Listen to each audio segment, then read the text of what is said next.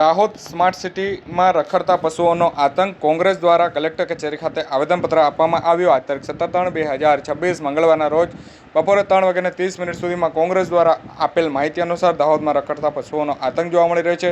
દાહોદ શહેરમાં રખડતા પશુઓના ત્રાસથી દિવસે ને દિવસ વધી રહ્યો છે અને આજે કોંગ્રેસ દ્વારા કલેક્ટર કચેરી ખાતે કલેક્ટરને આવેદનપત્ર આપી અને તંત્ર સામે આક્રોશ વ્યક્ત કરાયો હતો.